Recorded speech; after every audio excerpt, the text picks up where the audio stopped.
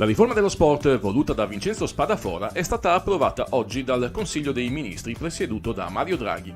L'atto ufficiale è arrivato, come spesso capita in Italia, in assoluto extremis, dal momento che domenica 28 febbraio sarebbero scaduti i termini di efficacia dei decreti attuativi definiti lo scorso autunno nella precedente legislatura. Peraltro, proprio per accelerare l'iter, il testo è arrivato in Consiglio dei Ministri senza passare dal vaglio delle varie commissioni parlamentari appena elette. Nel corso della riunione ministeriale, proprio l'ex titolare del Dicastero dello Sport, Spadafora, era in diretta a Facebook per esternare la propria soddisfazione. Come riferisce l'ANSA, Spadafora ha ringraziato il Presidente del Consiglio, Mario Draghi, e ha auspicato che chi assumerà la delega continui a pensare al mondo dello sport. Ricordiamo che la riforma dello sport si concretizza in 5 punti. L'abolizione del vincolo sportivo, dispositivo per adeguarsi al quale ci sono 5 anni di tempo, il riconoscimento della figura del lavoratore sportivo, per il quale a partire dall'estate del 2022 ogni società di appartenenza dovrà versare i contributi previdenziali, in presenza di rimborsi spese o emolumenti superiori ai 10.000 euro. Definiti inoltre lo status di professioniste per le sportive impegnate nei campionati di vertice e nelle discipline chiamate ad adeguarsi in tal senso, in primis calcio e sci. Ulteriori novità riguardano le associazioni e le società sportive dilettantistiche che potranno svolgere anche attività commerciale solo se secondaria all'attività sportiva e utili al sostentamento della stessa, una sorta di autofinanziamento. Le società potranno inoltre distribuire una parte dei dividendi con limiti stringenti a tutela della vocazione ovviamente sportiva. Vieppiù è stata normata la posizione degli agenti e dei procuratori sportivi, definendone le misure di accesso alla professione, i compensi e i parametri di incompatibilità. Infine, sono state approvate norme per la sicurezza negli impianti sportivi. La Lega Nazionale Dilettanti ha da tempo espresso la propria contrarietà alla riforma Spadafora, soprattutto per quanto concerne i temi dell'abolizione del vincolo sportivo e della definizione del lavoratore sportivo. Quest'ultima ritenuta una ingente vessazione imposta alle casse delle varie società calcistiche. Inoltre, il presidente della Federazione Italiana Pallacanestro, Gianni Petrucci, in un'intervista riportata dall'ANSA, ha usato toni molto duri nel commentare l'approvazione della riforma, dichiarandosi assolutamente contrario. Non bastava dunque la pandemia e le ultime notizie che danno per imminente il passaggio in zona rossa della Basilicata e in zona arancione di regioni ad alta densità di interesse calcistico dei dilettanti come Marche, Piemonte e Lombardia. La sensazione comunque è che con la riforma dello sport la questione non sia finita qui, al di là dell'approvazione del Consiglio dei Ministri di oggi.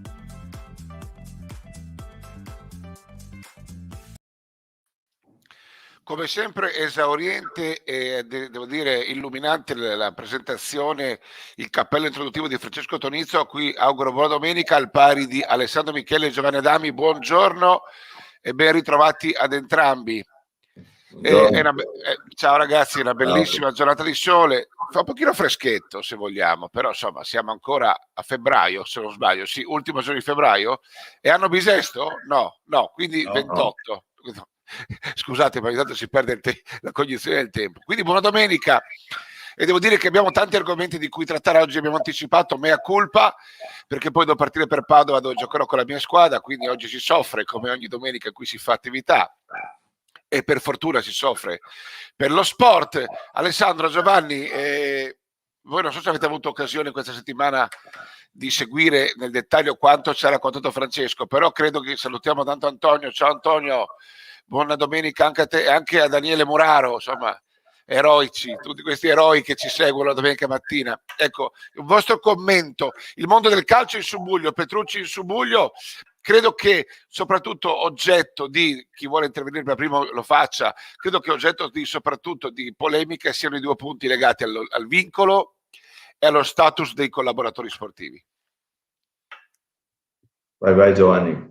Io ovviamente so il presidente in subbuglio, devo per forza adeguarmi e vado Ubi Maior.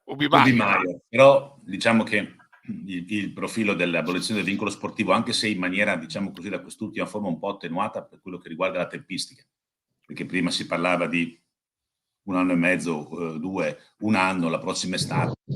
Sembra che il Consiglio, che a seguito di questa approvazione ci siano 5 anni di tempo per potersi adeguare, finché ogni federazione si adegui all'abolizione del vincolo. Quello è sicuramente un primo profilo. Non so come si potrà pensare a investire nel settore giovanile in futuro. Credo che per pallacanestro, pallavolo e calcio siano momenti cruciali per l'esistenza delle proprie delle rispettive affiliate, quelle che soprattutto che lavorano tanto in prospettiva appunto dei prossimi anni, e sicuramente bisognerà trovare una soluzione.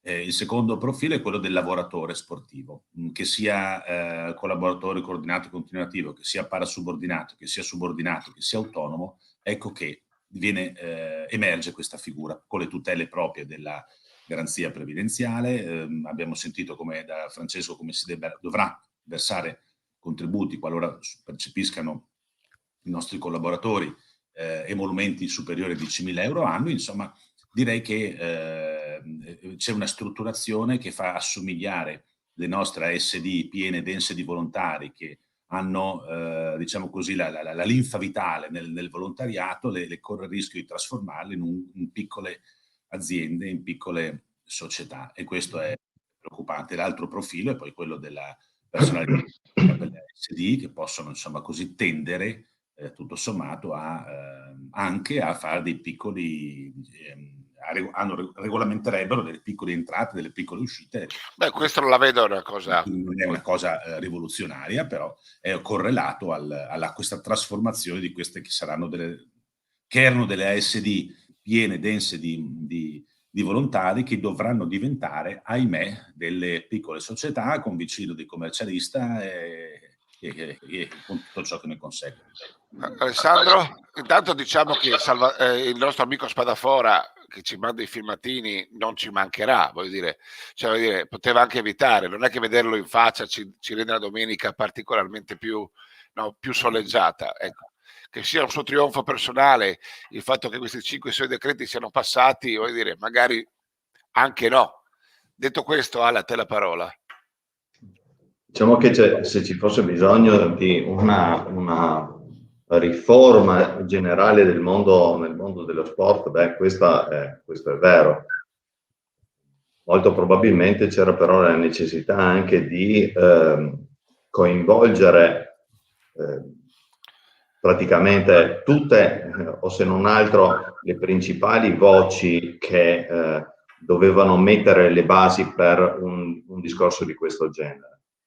È venuto fuori un qualcosa di raccogliticcio, mal fatto, di cui un ex ministro oggi, lo stesso ministro che prima diceva di non conoscere lo sport, oggi si loda di aver portato avanti una legge, dei decreti su un mondo così, tra l'altro così variegato anche, perché i problemi dei nostri sport, per esempio del calcio, del basket o della pallavolo, potrebbero essere assolutamente diversi da quelli di altri, quindi con tutta una serie di conseguenze.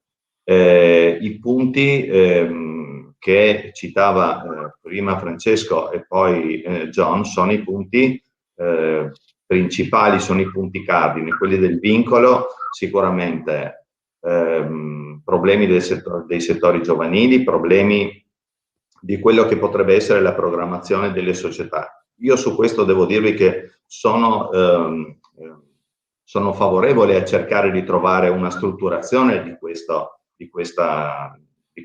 questa parte, diciamo, della nostra vita sportiva, ma sicuramente, ecco, dando una priorità a quelle che sono anche le esigenze sia delle società e delle federazioni che naturalmente io penso anche alle famiglie, quindi ai giovani che cominciano il nostro sport, che in qualche caso effettivamente si vedono le gare, tra virgolette, no, a vita, ma che dobbiamo trovare il sistema giusto, equilibrato, per far sì che entrambe cioè tutte le componenti abbiano la giusta soddisfazione. Sul discorso del lavoro e quindi dell'inquadramento, devo dire che il nostro oggi Stato non è una bella dimostrazione di tutto questo, cioè la vita normale non è una dimostrazione. Oggi vuoi mettere dei lacci e dei lacciuoli a qualcosa che effettivamente è andato avanti così per tanto tempo, ha bisogno di una certa regolamentazione, ha bisogno di certe tutele, ma oggi vorrei capire quante società sportive possono permettersi,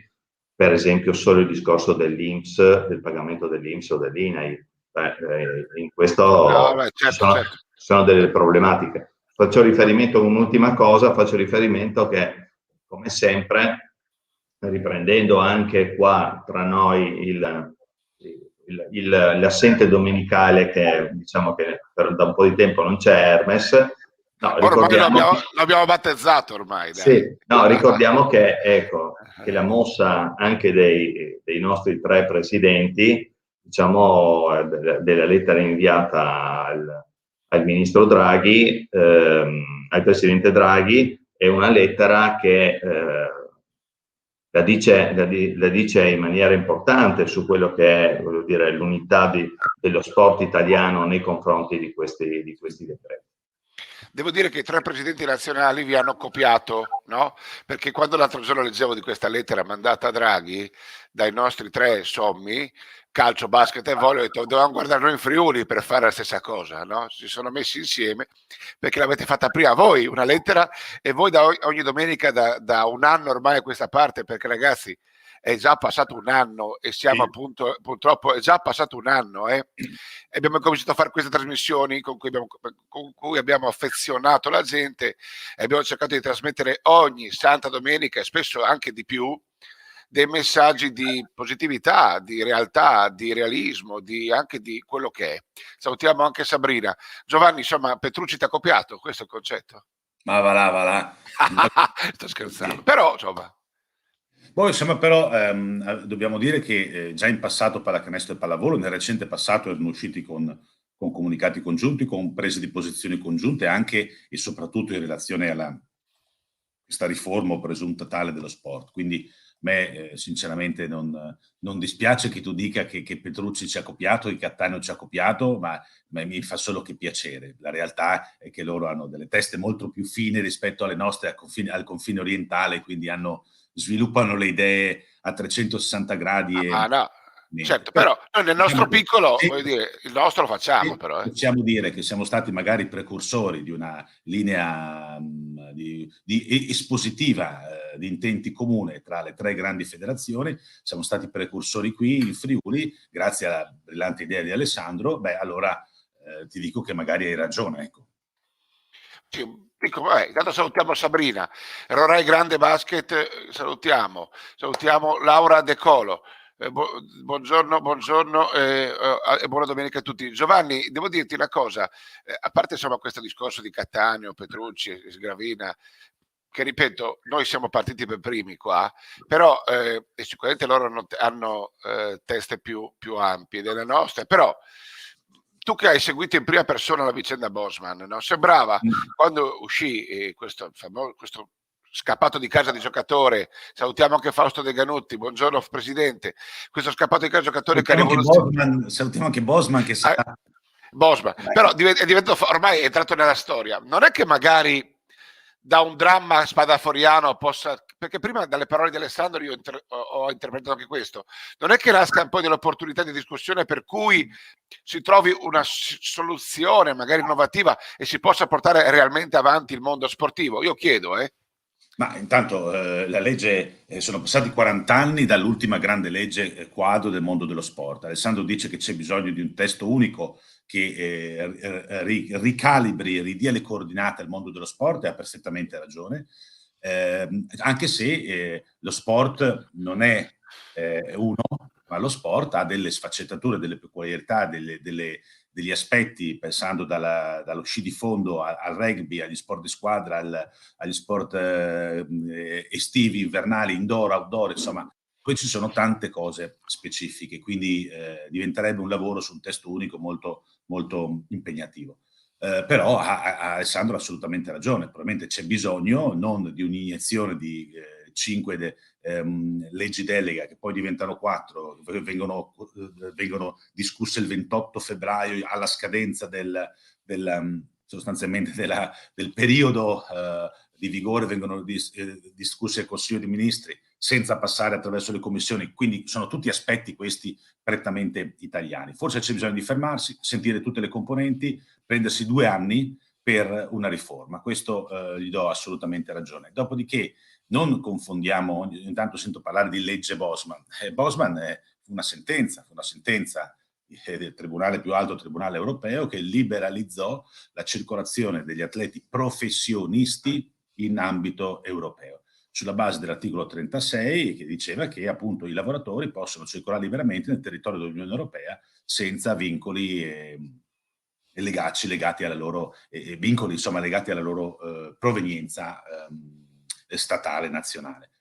E quello cambiò un po' tutto. Questo era un difensore centrale che aveva chiesto di andare dal Dunkerque in Serie C belga a una squadra di Serie B francese, una cosa del genere, quindi non proprio né Bossis né Battiston, parlando della Francia degli anni dei mondiali dell'82, del 78, eccetera. Quindi il giocatore non ha lasciato il segno diversamente con questa sentenza, che poi ebbe una pioggia di sentenze successive nei singoli tribunali dei singoli stati europei, che è veramente impressionante. Io feci anche una tesi nella specializzazione a Trieste in diritto del lavoro, post laurea, proprio sulle sentenze figlie della sentenza Bosman.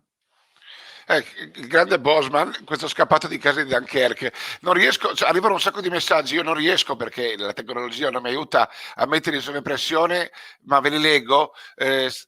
Salutiamo Laura De Colo che dice: buongiorno, oggi fate gli auguri di pronta guarigione alla mia under 17 Niki, che facendo il libero purtroppo si è fratturata il metatarso della mano, la opera mercoledì.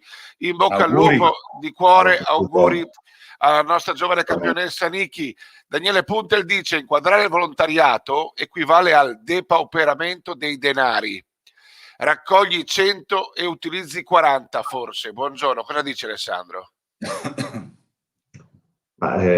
Sicuramente, guarda, il discorso del volontariato è qualcosa di estremamente delicato, perché innanzitutto volontario non vuol dire che uno debba fare il volontario per forza gratuitamente.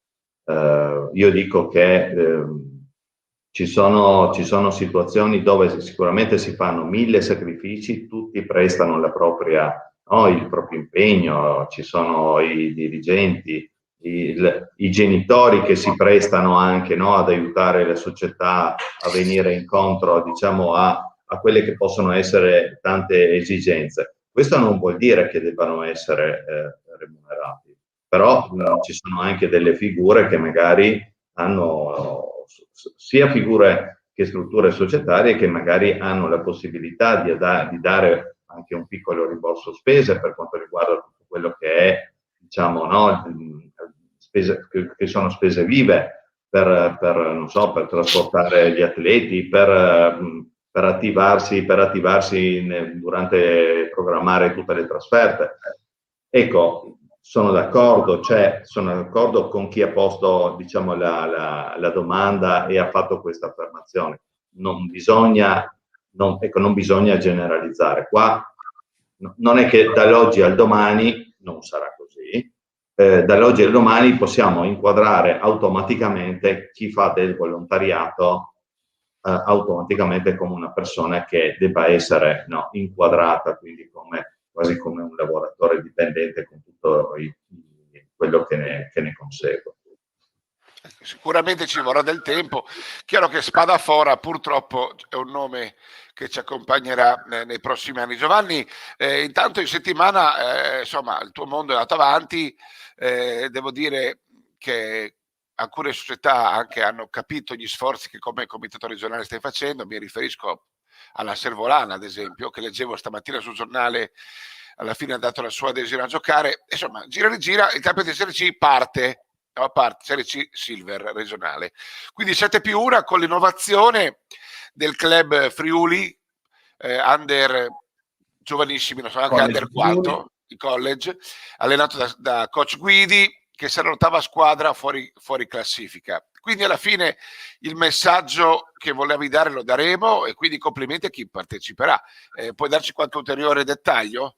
Complimenti a chi parteciperà e arrivederci ai primi di settembre a chi non parteciperà. L'ho detto nelle riunioni, certo. Online, Skype, con i selfie, con le lettere all'amorosa, eccetera, eccetera. Non preoccupiamo, non se la sente, stiamo assolutamente tranquilli e sereni, ci rivediamo ai nastri di partenza del prossimo campionato. E, abbiamo questo progetto particolare di inserire il College Friuli, una categoria under 16 con dei rinforzi ovviamente di atleti di prospettiva, magari di qualche anno in più, che originariamente doveva essere devoluta al campionato del 18, ma approfittiamo di questa situazione perché comunque il campionato di C Silver parte prima e non importa se ci saranno delle sconfitte, soprattutto nelle partite iniziali. L'ho spiegato alle società nella riunione dell'altra sera, ci crediamo molto, rosa allargata, rivolta anche e soprattutto ai ragazzi che magari non ripartono con le loro, a livello giovanile, con le loro società, quindi per non fargli perdere un anno che poi sarebbe un anno successivo alla metà dello scorso anno, quindi un lasso di tempo che può incidere fortemente sulla maturazione dell'atleta. È il nostro modo per dire siamo vicini al settore giovanile, vogliamo fare servizio per i nostri giovani, anche servizio di qualità.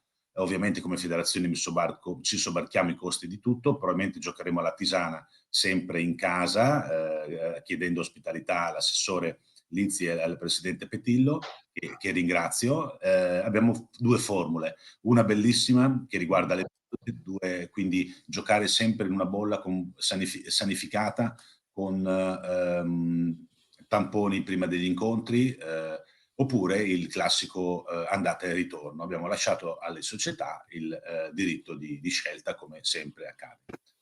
E anche sul discorso playoff, farli o non farli, perché possiamo far sì che una squadra, se interrompiamo il campionato, vada in C-Gold solo se abbiamo disputato almeno i 4/5 delle partite. Possibilità che non c'è qualora passasse la formula dei playoff, perché se non disputi la finalissima non puoi redigere la classifica.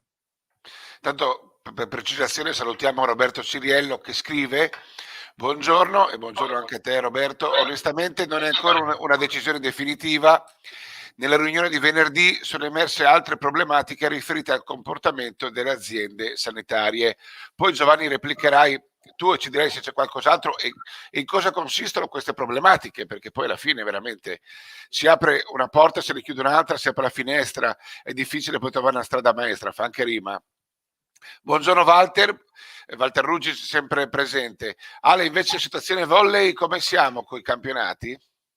Hai novità rispetto al nostro ultimo incontro? La scorsa settimana sono partiti i campionati di Serie C maschile e femminile, sono stati disputati tutti gli incontri e diciamo che la situazione è comunque mutata questa settimana perché abbiamo dovuto sospendere cautelativamente alcuni incontri invece di questo fine settimana perché purtroppo diciamo che il virus gira ancora e quindi certo. Nel momento in cui ci sono delle situazioni che non riusciamo a testare e a validare in tempo utile, abbiamo cautelativamente bloccato alcuni incontri. Questa settimana è partito il campionato Under 19 Under 15 maschile. Sono state programmate poi diciamo le date per i vari campionati giovanili femminili che sono invece di pertinenza dei comitati territoriali. Situazione comunque diciamo lo sapevamo che sarebbe stata una situazione non facile. Noi ce la stiamo mettendo tutta, siamo vicini alle società, come anche Giovanni ben sa, il discorso dei ristori anche per quanto riguarda i contributi della nostra regione sulla famosa legge che prevedeva i rimborsi sui costi delle sanificazioni è stata ampliata, la voce è stata ampliata e oggi possiamo dire con estrema soddisfazione quello che avevamo, tra virgolette, chiesto anche un po' durante queste trasmissioni e che avevamo auspicato. E questa è una notizia importante, questo è importante.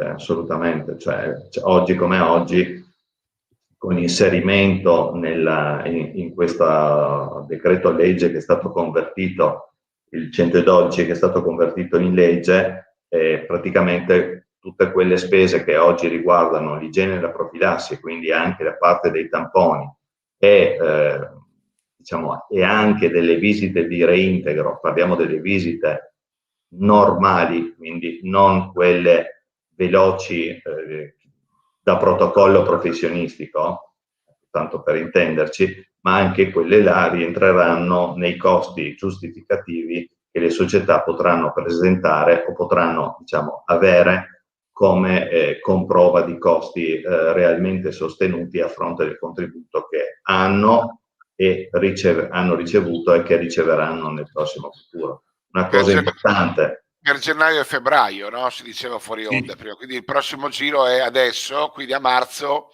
ricevere gennaio e febbraio con che, cioè, vuol dire, ci sono qualche paletto ulteriore? Si può sapere, oppure vale quello che abbiamo già fatto? Se mi rispondete, perché credo che le società, chi ci ascolta a casa, questo sia importante. Poi rispondiamo a Roberto, dopo rispondi anche a Roberto, Giovanni. Scusami, il paletto ulteriore è che bisogna fare attività, cioè... Ecco, vuol dire questo, no? Cioè, non è che... Scusami Alessandro se sono intervenuto. No, ma figurati. È giusto specificarlo, no? Quindi vuoi dire... Mentre il primo giro l'hanno preso tutte le aventi diritto che avevano una palestra in gestione con attività scolastica, dico bene? No?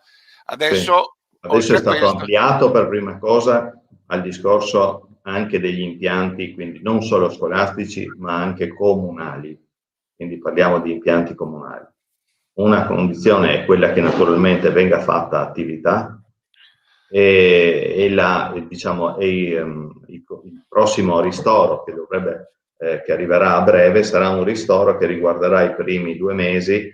Noi attraverso il CONI stiamo scrivendo a tutte le società di rifare una sorta di domanda in cui ci sono più possibilità, perché ci sono società che ritengono di aver preso già fino a questo aumento già dei ristori sufficienti per quanto riguarda i loro costi, che magari salteranno un giro, salteranno un turno, mentre alcune altre, per esempio, che non l'hanno mai avuto, faranno la loro richiesta e quindi potranno essere, tra virgolette, ristorate e avere la possibilità di, quindi con le spese di gennaio e febbraio, di fare tutte quelle attività che in primis riguardano la sanificazione del proprio impianto, ma anche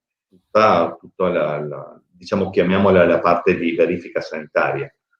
È molto importante questo. Giovanni, prima di rispondere alle varie domande, per quanto riguarda il discorso di Roberto prima, no? Ciriello, avevo sentito anche qualcosa relativo cioè il rischio qual è? Credo che l'azienda sanitaria intervenga.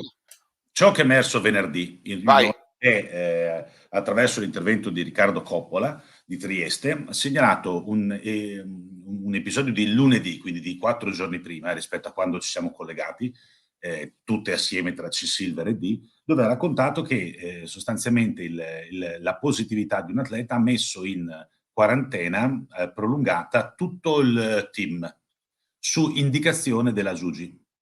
Quindi un po' la geolocalizzazione di Juventus Napoli. La Giugi interviene per protocollo, per a questo punto competizioni serie D, si dovrebbe fare una cosa, ma la Giugi interviene dall'altro e dice no, fermi tutti.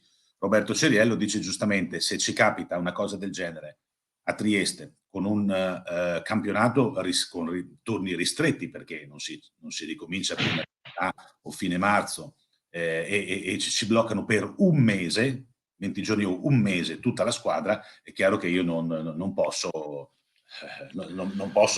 pensare di giocare ogni giorno. Però mi sembra un caso lì, cioè io non so, poi c'è un caso dove ad esempio la stessa cosa può succedere al CUS Trieste, che era regolarmente iscritto alla C-Silver, ma non sappiamo se possa succedere al Cordenons o all'UBC, iscritte alla C-Silver della provincia di Pordenone e di Udine, perché abbiamo riscontri su questo tipo di eventualità. Abbiamo chiesto che il dirigente ci mandasse proprio una relazione da poter poi sottoporre al nostro CONI. Perché a me sembrava un problema superato questo, perché una volta questo era il caso Juventus-Napoli, no? Che ha fatto giurisprudenza quasi, però da quel momento in poi le ASL si sono allineate ai protocolli, per quello che io so, cioè, se no tanto vale fare i protocolli, se no. La novità è di lunedì. Questo è giusto verificarla questa cosa, onde evitare, no? Io devo dirvi per quello che ho sentito un po', devo dirvi che evidentemente le posizioni sono diverse, perché innanzitutto dipende dall'ultima frequentazione dell'atleta trovato positivo nell'ambito della squadra, dipende da quello che è dal discorso dei successivi tamponi che possono venire indicati dalla SUGI per tutto il gruppo squadra. Cioè anche noi nel momento stesso in cui automaticamente, cioè se noi troviamo, se una società ci telefona, noi penso che sia la stessa cosa anche per la pallacanestro, magari penso per altri sport di squadra, nel momento stesso in cui si verifica che troviamo la positività di un atleta, finché non ci sono i tamponi, il gruppo squadra va in quarantena volontaria e fa i tamponi, oppure deve stare i famosi 14 giorni a casa ad attendere che passi il periodo prima di rientrare. Questa è una norma di autoregolazione comunque che esiste già, però ci sono i tamponi di mezzo. Ecco, quindi bisognerebbe capire. Però scusate, così rispondo anche a Roberto, no? Ecco che mi viene da starnutire mentre parli di queste cose. No, adesso, dato che hai capito di un caso anche a me, non a me, ma alla mia squadra, c'è un protocollo FIP, ma capita purtroppo nel campionato di Serie B ogni settimana, no, dei casi. Il protocollo è capitato anche all'Apu a Udine, no? Quindi a varie squadre di basket. C'è un protocollo, becchi un giocatore positivo col tampone rapido, li fai ogni settimana. Quello tu lo segnali, tu fai il tuo lavoro, il tuo dovere qual è? Il tuo medico che ti fa il tampone, comunicarlo immediatamente all'ASL, e non è più la tua competenza, lo prendi, lo spedisci a casa in isolamento. I tuoi, che sono tutti negativi, si possono allenare. La mattina dopo torni a fare tampone e quindi li verifichi, più verificati di così. Questo è il protocollo. Quindi, sì, vuol dire, John, il discorso è o vale il protocollo o non vale il protocollo. Se vale il protocollo...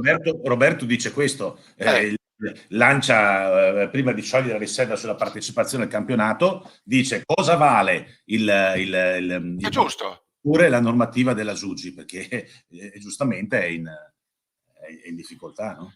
Ma sì, voglio dire, però io credevo fosse un problema superato, io credevo che evidentemente non è superato. Ragazzi, attenzione però, attenzione, perché qua ci addentriamo un argomento che comunque è abbastanza delicato, perché nel momento stesso, perché il medico che fa la valutazione dei test rapidi non è il medico che fa la segnalazione alla SUGI o all'ASL.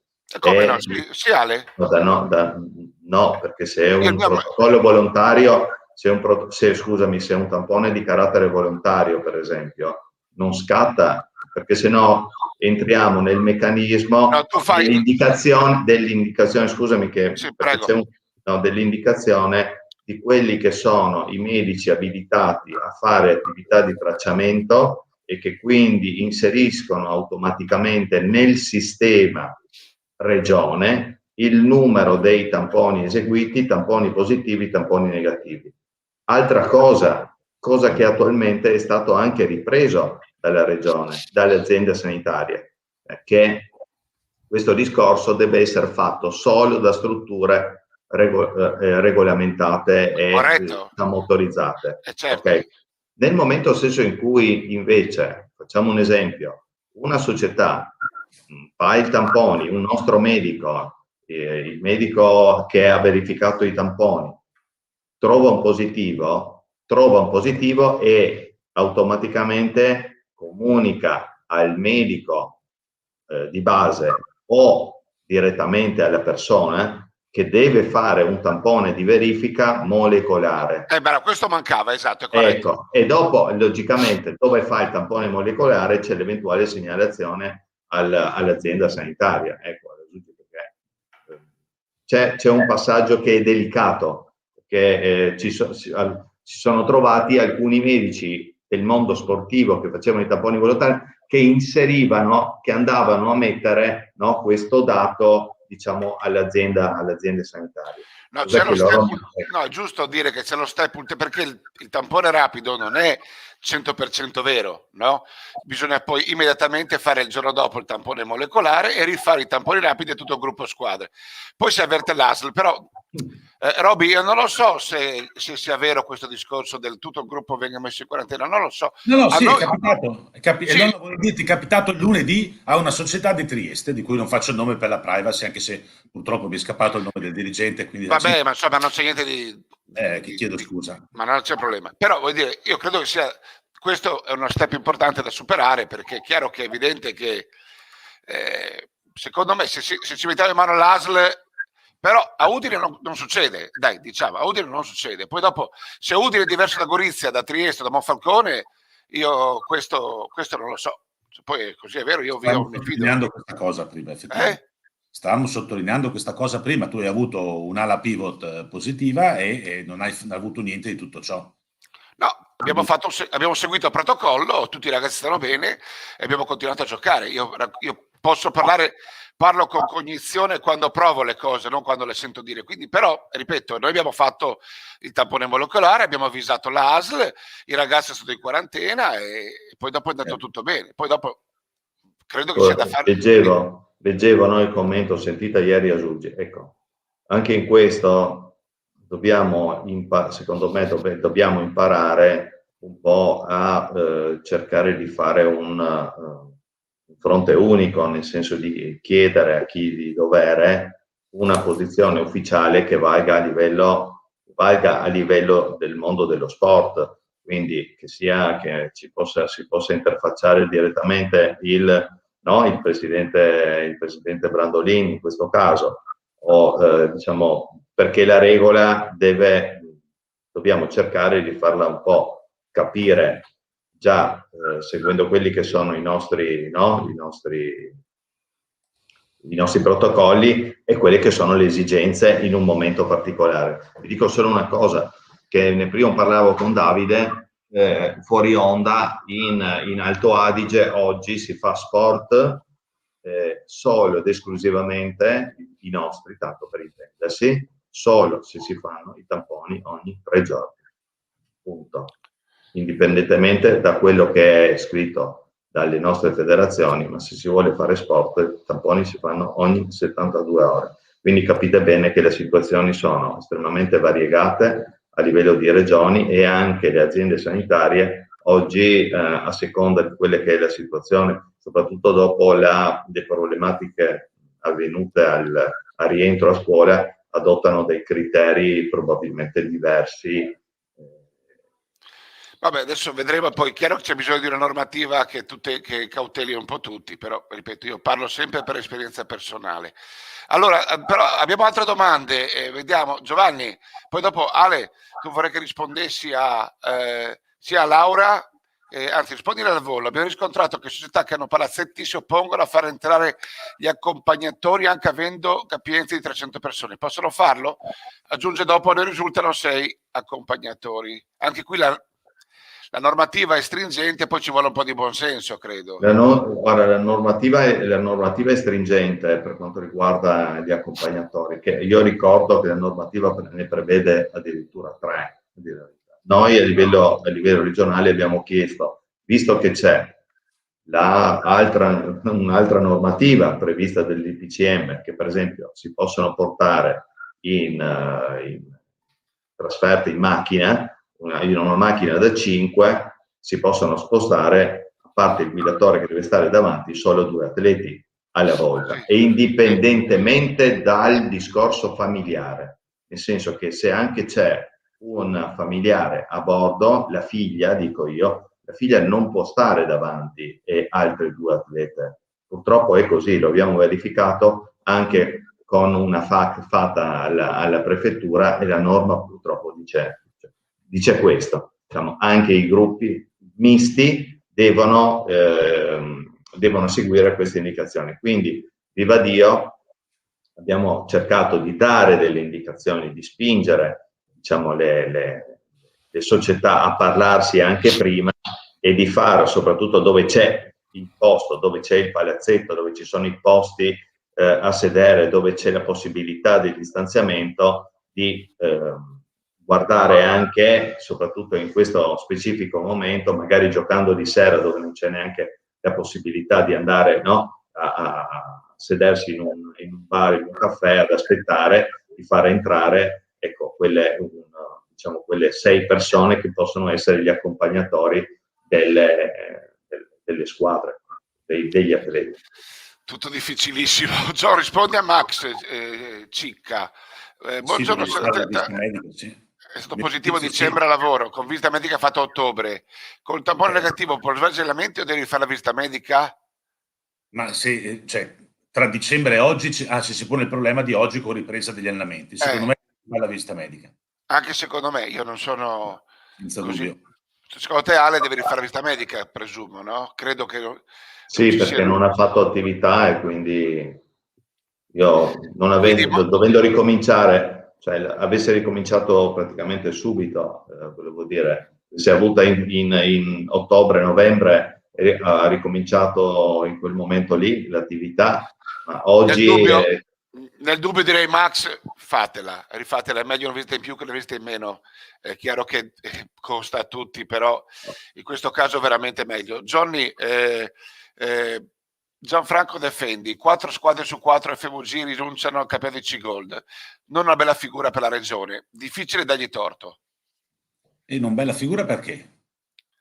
Perché insomma è un peccato che le nostre squadre su 4 nessuna abbia deciso di partecipare. Questo dice lui. Nel momento stesso in cui ho sempre, le considero ovviamente società mie, ma nel momento stesso in cui ho sempre certo. un anno a sta parte che chi vuole fa e chi non se la sente non fa. Questo è sacrosanto. Mettermi di etichettare come o giudicare in bravi e meno bravi, belli e meno belli, buoni e cattivi. Non è una bella figura per la regione, non riparte neanche la prima divisione, non riparte neanche la promozione, riparte il 70% del giovanile femminile, il 65% del giovanile maschile, facciamo la serie D a 10, facciamo la serie C Silver a 8, non è... la D a 10? La D a 10? Sì, non si deve dare un giudizio. Facciamo con quelli che abbiamo, con quelli che se la sentono. In C-Gold, è vero, nonostante qualcuno avesse spinto molto per ripartire dalla nostra regione, poi dopo due riunioni fatte con gli amici del Veneto, le nostre società hanno preferito fermarsi. Non le fucilo sulla Piazza Rossa e nemmeno le do punizioni corporali. È una situazione figlia dei tempi. Quindi certo. Questo lo diciamo sempre a prescindere, poi noi non giudichiamo mai, noi cerchiamo di condividere e di discutere, ma non siamo nessuno per giudicare. Però John, visto dall'esterno, non è bello, cioè io lo dico da amante del territorio, su 4 neanche una, poi è chiaro che ognuno fa quello che vuole, però è un peccato, possiamo dire così, che nessuno abbia gettato al cuore altro ostacolo, via. Vabbè, tu non rispondere. Ale, Walter Rusi ci dice: sia volley che basket hanno regole, protocolli, linee guida dei comuni di pertinenza da seguire. È corretto secondo voi che non ci sia nessuno che verifichi il rispetto delle regole? Quanto meno per alzare un cartellino giallo ai soliti furbetti che giocano con la salute altrui. A Walter e agli altri telespettatori devo dire una cosa, che io penso che mediamente tutte le nostre società stiano rispettando i protocolli e le linee guida che sono state date. C'è una grossissima autoregolazione per quanto riguarda gli atleti e i tecnici.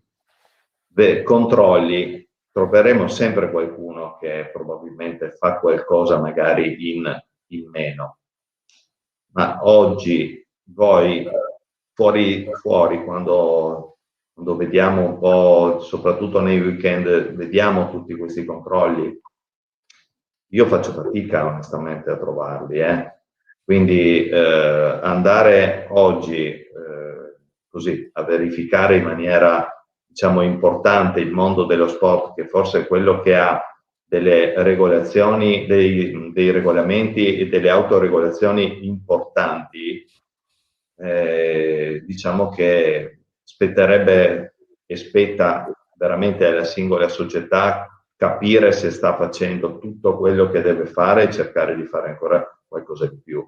C'è molto, guarda, ne parlavo io ieri sera con un amico. Noi in questo momento dirigenti di società siamo come i vecchi parroci di una volta in parrocchia, no? Dobbiamo fare un po' da scudo e tutelare tutti i nostri parrocchiani. Io andavo a dottrina e lo ricordo con grande piacere, mi divertivo come un pazzo e mi sentivo a casa. Noi dobbiamo in questa fase qua fare un pochino come i vecchi parroci di una volta. Il messaggio di Gianfranco è molto interessante. Vediamo chi di voi due vuole, anche se lui è un pallavolista, credo che sia in generale, questo è un messaggio generico al mondo dello sport. Chiedo a entrambi un commento. Dice Gianfranco: buongiorno a tutti, le regole ci sono, bisogna studiare, leggere e se non si capisce chiedere. È fondamentale avere chiare le regole, altrimenti si innescano meccanismi pericolosi. Ci sono ancora dirigenti che non sanno cosa fare e questo onestamente è inammissibile nel rispetto dei ragazzi e ragazze della società che si stanno impegnando al massimo. Direi che a voi la risposta, ma io condivido in toto quello che dici. Ma certo, è assolutamente condivisibile. Teniamo presente che abbiamo sia nella pallacanestro del pallavolo dei volontari ai quali professionalmente si richiede una preparazione massima, a maggior ragione adesso con questo inestricabile dedalo di leggi, di normative, di protocolli, di regolamenti dell'azienda sanitaria, eccetera, eccetera, che manda veramente in crisi anche il più fine giurista e più fine con doppia laurea in giurisprudenza e in scienze della comunicazione piuttosto che in medicina o quant'altro. Cioè bisogna capire anche il momento. Io, anzi, per questo stiamo cercando di parlare in maniera più chiara possibile ai nostri dirigenti, certo, di fare anche delle riunioni Zoom di troppo perché magari certe volte scocciano, eccetera, ma per risolvere alla base proprio i dubbi che si hanno, ma che abbiamo anche noi. Quando è venuto fuori quel discorso durante la riunione della C-Silver della Serie D venerdì sera che ha segnalato Roby Ciriello, ci ha lasciato tutti spiazzati e pensavamo di dominare quella materia, perché ho Tita Presson che si è dedicato alle sanificazioni, si è dedicato all'aspetto medico, Giulio Saule che si dedica agli aspetti medici. Siamo sicuramente coperti come preparazione di questo profilo. Invece anche noi non c'è mai il momento in cui diciamo dominiamo completamente la materia. Sembra qualcosa di nuovo, purtroppo. Aggiunge Laura: io concordo con Gianfranco, le regole sono uguali per tutti, per paura non si possono inventare regole, i ragazzi rispettano e leggono le regole più degli adulti, dimostrazione che gli sportivi sono i migliori. Comunque a te Alessandro, dopo sentiamo anche Simone che rilancia ulteriormente. Va a te prima la replica, Ale, o un'aggiunta rispetto a quanto ha detto Giovanni. Ma sono d'accordo con Gianfranco. John ha già esplicitato un po' tutto quelle che sono le importanze delle misure che adottiamo, che adottano i nostri dirigenti. È vero, ce n'è bisogno sempre di ricordare, perché nel ricordare alcuni passi noi rimettiamo in moto un po' quell'attenzione che dopo un po' di tempo, comunque, proprio perché magari abbiamo riscontrato una sorta di tranquillità, chiamiamola tranquillità sanitaria nel gruppo squadra, no? Si abbassano un po', si abbassano normalmente, psicologicamente queste difese, e invece non dobbiamo farlo, non bisogna farlo, bisogna continuare a stare attenti. Ecco, io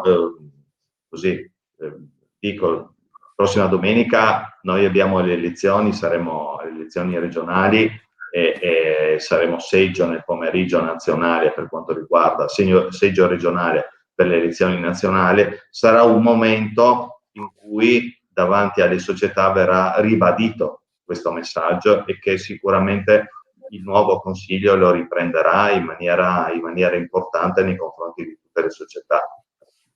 Aggiunge Simone Drigo: ha ragione Gianfranco, però spesso succede che le istituzioni in cui ti rivolgi non sappiano darti una risposta certa e diano interpretazioni diverse, che è corretto anche questo, e forse si ricollega a quello che diceva prima Roby Ciriello, che alla fine, no, o che dicevi tu adesso John, c'è il Saule di turno, il Tita di turno, immolati la causa, le ASL non sono più un problema e poi arriva una ASL di cui parlavate prima, e cambia, impugna, magari interpretando la legge, non dico di no, e rimette tutto in discussione, siamo punto e a capo. Forse questo, il concetto di Simone, forse rinchiude tutto quello che stiamo dicendo. Sicuramente è vero, per questo è necessario cercare di orientare e di sbagliare il meno possibile. Ribaltiamo un po' il concetto, forse non possiamo in questo momento di estrema difficoltà capire qual è la cosa giusta, ma possiamo orientare le nostre società a fare la cosa meno sbagliata e la più vicina alla retta via. Ma il caso di Trieste adesso è chiaro che dobbiamo per forza da domani affrontarlo, verificarlo fino in fondo e cercare di dare un punto al capo. Ora siamo in chiusura perché devo partire e poi Francesco ha la gara di canoa, quindi dobbiamo andare. Laura dice: della nostra squadra sono arrivate ragazze che si fanno chilometri solo per allenarsi, dato che la loro società si è rifiutata. Questo dice tutto. Ale?